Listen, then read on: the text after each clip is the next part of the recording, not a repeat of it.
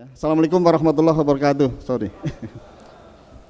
Selamat pagi dan salam sejahtera untuk kita semua. Saya ucapkan selamat datang di BPS. Mungkin bagi sebagian peserta ini yang pertama kali datang ke BPS, dan inilah BPS yang mungkin sering didengar dan banyak muncul di media. Dan saya atas nama Badan Pusat Statistik tentunya terima kasih kepada penyelenggara, khususnya tadi yang sudah disebutkan ada komunitas Big Data, kemudian ID Big Data, Labs 247, Tahu Data Indonesia. Dan ini adalah pertama kali juga saya menghadiri kegiatan ini, dan saya menyambut baik kegiatan ini, dan ini sangat bermanfaat bagi BPS khususnya dalam pengembangan Big Data baik di Indonesia maupun di BPS yang sedang kita kerjakan bersama ini, khususnya dipelopori oleh Pak Setia di sini sebagai ahlinya. Jadi kalau saya menyampaikan di acara ini hanya sebagai pengantar saja, yang ringan-ringan, nanti Pak Setia yang berat-berat itu. Saya mencoba memberikan pengantar untuk diskusi ini, khususnya sekaligus menyampaikan apa yang sedang kami lakukan di BPS terkait dengan pembangunan pusat Big Data di BPS ya. Dan tentunya kegiatan ini memberikan semangat bagi kami yang diamanati oleh pimpinan untuk mengembangkan Big Data di BPS. Next. Jadi kalau bagi saya sendiri sebenarnya Big Data bukan hal yang baru. Kalau tadi disampaikan oleh Pak Ruli bahwa 25 tahun yang lalu mungkin belum ada. Saya waktu kecil sebenarnya udah diceritakan mengenai Big Data. Jadi waktu saya ngaji dulu, waktu SD gitu, diceritakan sama Ustadz saya bahwa seluruh amal perbuatan manusia ini akan dicatat oleh malaikat. Itu adalah Big Data ya. Ya. Jadi baik yang buruk maupun yang jelek itu akan dicatat. Jadi kalau di Quran surat next, surat Al-Qamar ayat 54, sekali-kali jadi ustadz nggak apa-apa ya. Jadi di ayat 52 53 disebutkan di situ wa kullu syai'in fa'aluhu fil subur, dan ayat yang berikutnya wa kullu sohirin wa kabirin lupa jadi wa kullu sohirin wa kabirin mustator. Itu seluruh amal perbuatan manusia akan dicatat di dalam catatan dalam buku catatan, sehingga itu saya kira adalah merupakan Big Data. Kalau waktu itu saya kecil, gimana ya, seberapa besar kalau waktu itu belum ada komputer, kalau semua amal dari semua manusia dari balik sampai meninggal dicatat, saya kira data yang sangat besar yang harus disimpan kalau kita manusia mungkin nggak mampu menyimpan dalam bentuk kapasitas yang ada. Kalau di sana disebutkan dalam kitab yang saya yakini adalah dalam Lauh Mahfuz disimpan di sana. Jadi kalau sekarang mungkin kita kenal istilahnya apa? Cloud storage ya. Mungkin itu bisa dianalogikan ke Lauh Mahfuz sana. Dan juga perkataan yang setiap manusia yang ucapkan juga akan selalu diawasi dan dicatat. Mayal fitu min qaulin illa ladaihi raqibun atid, di surat Qaf ayat 50. Jadi bagi saya Big Data mungkin itu yang saya pahami, mungkin dari kecil itu sudah ada itu. Kemudian next. Nah, ini barangkali sebagai penyemangat bagi para statistisi atau yang punya background statistik, tidak hanya saya sebenarnya, tapi bahwa dikatakan oleh hal varian sekitar beberapa tahun yang lalu bahwa dalam 10 tahun berikutnya statistik merupakan pekerjaan yang seksi. Seksi bisa gajinya, saya kira kalau di swasta bisa tinggi karena semakin dibutuhkan ke depannya. Dan next, coba diklik lagi. Dan ternyata di 2019, kalau saya coba klik, next, apakah ini YouTube ya? Oh, sorry. Ya. Nah, ternyata pekerjaan yang terbaik di 2019 ternyata lah data scientist. Jadi saya kira teman-teman bisa berbangga menjadi data scientist karena pekerjaan ini banyak dicari dan juga gajinya tinggi, saya yakin itu.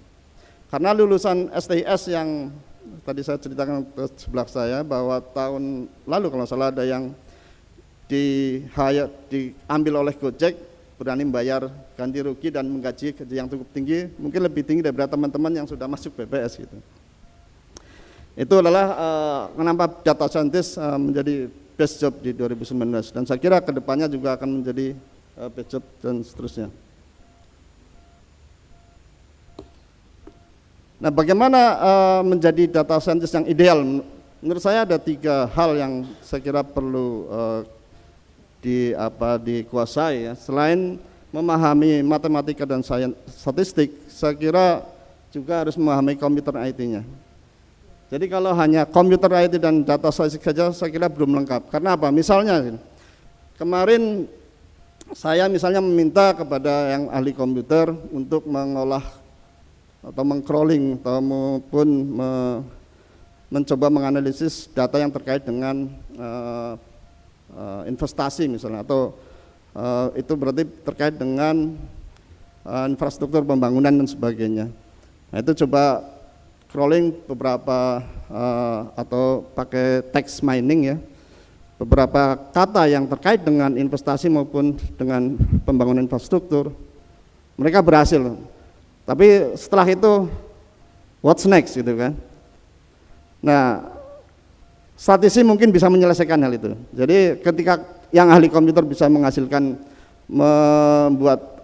text mining untuk yang terkait dengan kata-kata yang mungkin terkait dengan investasi, kemudian statisi bisa menyelesaikan, oh ini harus diolah dengan teknik statistik tertentu sehingga bisa menghasilkan sesuatu yang mengandung informasi yang bisa mendukung statistik tertentu di angka investasi BPS. Nah, ternyata dari situ saja tidak cukup, perlu memahami bidang lain terkait dengan PDB misalnya, produk domestik bruto, yang terkait dengan investasi tadi, atau penamaan kalau di kita istilahnya PMTB, pembentukan modal tetap bruto, itu adalah terkait data-data investasi. Sehingga perlu menguasai bidang-bidang lain yang terkait data-data yang diolah. Jadi ketiga hal itu yang saya kira perlu dikuasai oleh baik itu sebagai data scientist harus menguasai 3 hal tadi. Jadi math dan statistik, kemudian komputer atau IT-nya, dan juga bidang yang terkait dengan data, sehingga data scientist akan mampu membunyikan berbagai hal yang akan bermanfaat bagi berbagai kepentingan. Next. Nah, saya mencoba menjelaskan sekilas tentang pengembangan pusat kajian Big Data di BPS.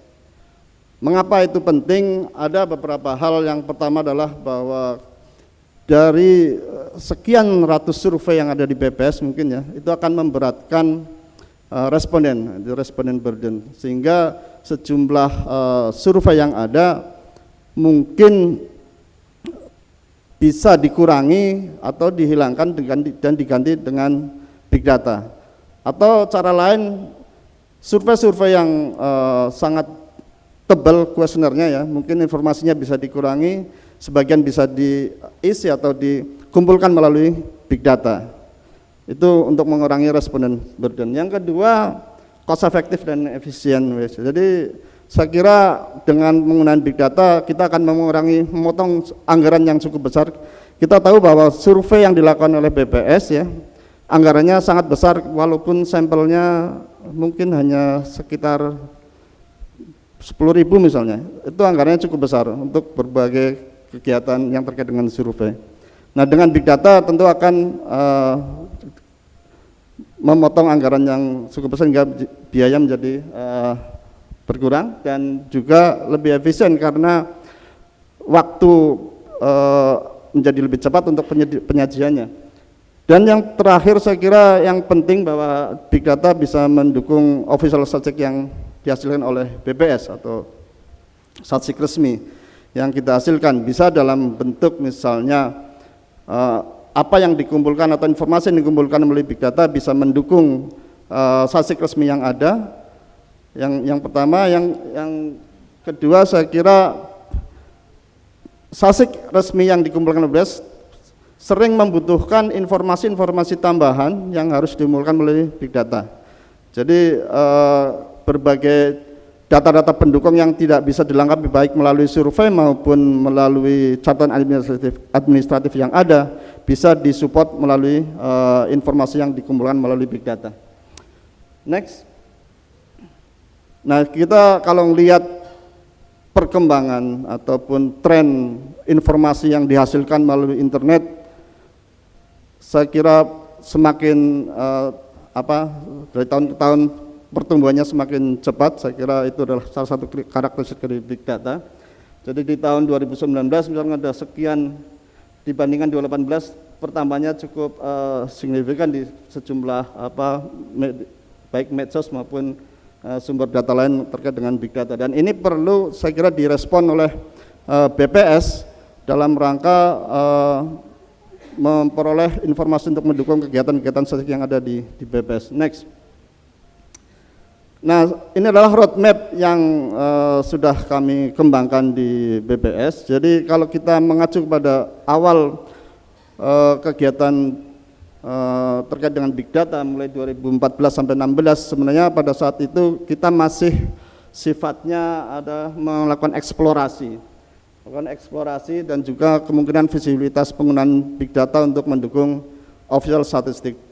Berbagai eksplorasi telah menghasilkan temuan-temuan saya kira yang cukup bermanfaat bagi pengembangan big data di BPS, dan kita bisa melangkah dengan mantap untuk hasil-hasil yang telah dilakukan selama 2014 sampai 16 dan juga 2017 dilanjutkan berbagai kegiatan masih sifatnya kajian-kajian juga dengan memperluas cakupan kegiatannya, kajiannya. Jadi saya kira Pak Setia nanti banyak cerita mengenai berbagai capaian yang sudah dilakukan, dan mulai 2019 kita mencoba memulai untuk membangun infrastrukturnya, mengawali dan juga kegiatan-kegiatan eksplorasi pemanfaatan big data juga masih berlanjut.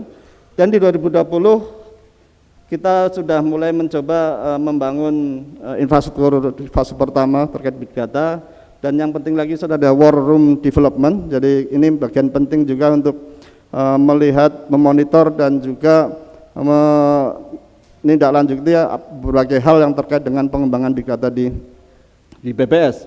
Dan harapannya di 2001 nanti ada lanjutan lagi pengembangan infrastruktur big data di fase 2 dan juga implementasi war room itu sendiri. Jadi kami sebenarnya dari sisi infrastruktur masih dalam tahap pengembangan, dan mudah-mudahan di 2021 dan 2022 kita sudah bisa melangkah lebih jauh lagi terkait dengan pemanfaatan big data untuk kepentingan official SASIK di BPS. Next. Tentunya pengembangan big data di BPS kita tetap mengacu kepada proses bisnis yang telah diadopsi oleh BPS, yaitu GSBPM, Generic Statistical Business Process Model. Jadi mulai dari ada 8 tahapan yang harus kita lalui di sana dalam pengembangan big data. Mulai dari tahap specify need, jadi kebutuhan terkait data yang bisa disupport oleh big data apa saja. Kemudian desain, kita bagaimana mendesain, merancang berbagai hal terkait dengan prosesnya dan juga dari sisi target yang ingin dicapai. Kemudian build itu adalah kita ada proses membangun metadatanya berdasarkan struktur sumber data yang ada, dan juga menerapkan rule-rule yang harus dipasang di sana ketika membangun algoritma. Dan juga di tahapan selanjutnya, tahapan collect, kita mencoba melihat berbagai teknik yang ada untuk melakukan crawling seperti ataupun scraping dan juga monitoring alur data yang ada. Kemudian di tahap proses, saya kira di situ ada data cleansing. Saya kira inilah proses-proses standar yang hampir sama kita lakukan di kegiatan SASIK konvensional. ketika kita habis mengumpulkan data di lapangan, kita melakukan cleansing data untuk validasi atau melihat menjadikan data lebih valid dan clean, tidak ada error di sana. Kemudian melakukan analisis, saya kira ada dalam bentuk visualisasi maupun analisis data yang lebih lanjut, dan juga didiseminasi. Kita mencoba menyusun publikasi seperti yang sudah kita rencanakan, adalah ingin membuat semacam quarterly big data report ya, dan evaluat, tentunya dari mengevaluasi kegiatan-kegiatan yang setelah dilakukan dalam semua tahapan yang dalam proses bisnis yang ada. Jadi saya kira itu yang sebagai pengantar diskusi, dan sekali lagi saya ucapkan terima kasih atas kehadirannya dan juga khususnya para narasumber yang akan mengisi kegiatan ini, dan mudah-mudahan kegiatan ini berjalan dengan lancar dan produktif.